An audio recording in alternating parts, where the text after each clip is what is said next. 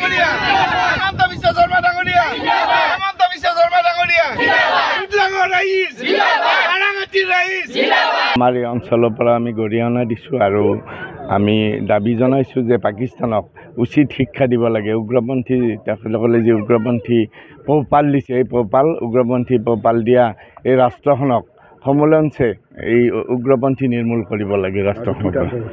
আজি আমাৰ মোদী ডাঙৰীয়া মন কী বাত আছে। তেখেতে বিভিন্ন ক্ষেত্ৰত প্ৰত্যেক আপোনালোকে জানে যে শেষৰটো ৰবিবাৰে মন কী বাত কৰে। আমিও প্ৰত্যেকটো বেলেগ বেলেগ বুথত থাকোঁ। এইবাৰ মোৰ নিজৰ গাঁৱৰ ৰঙিয়া সমষ্টিৰ অন্তৰ্গত মই নিজৰ গাঁৱৰ নিজৰ বুথটোত আছোঁ।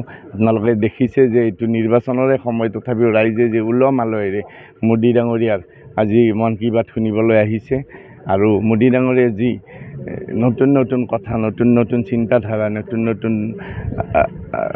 নতুন কথা ভাৰতখনক কেনেকৈ দেশখনক আগুৱাই লৈ যাব পাৰে সেইখিনি কথা শুনিবলৈ আহিছিল ৰাইজ। জনপ্ৰিয়তা বৃদ্ধি পাইছে মন কী বাতত, কি ক'ব?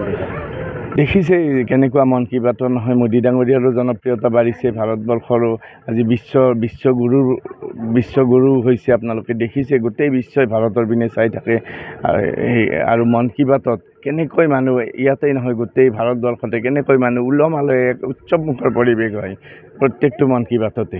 মহিলাসকলো ওলাই আহিছে, সমূহ আই মাতৃসকল ওলাই আহিছে। আপোনালোকে দেখিছে যে তেখেতসকলে মোদী ডাঙৰীয়াৰ প্ৰতি যি আস্থা, গতিকে এই আস্থাত মোদী ডাঙৰীয়াৰ যি কৰ্মপন্থা, কৰ্মনিষ্ঠা, দেশখনক আগবঢ়াই নিয়া, আমাৰ সমাজখনক আগবঢ়াই নিয়া, প্ৰত্যেকটো ক্ষেত্ৰতে আগবঢ়াই নিয়া, গতিকে মোদী ডাঙৰীয়াৰ প্ৰতি আকৃষ্ট হৈছে মাননীয় হেমন্ত বিশ্ব শৰ্মা ডাঙৰীয়াৰ যি কাম কাজ আমাৰ অসমখনক আগবঢ়াই নিয়া, অসমখনক ভাৰতবৰ্ষৰ শ্ৰেষ্ঠ ৰাজ্য বনোৱা।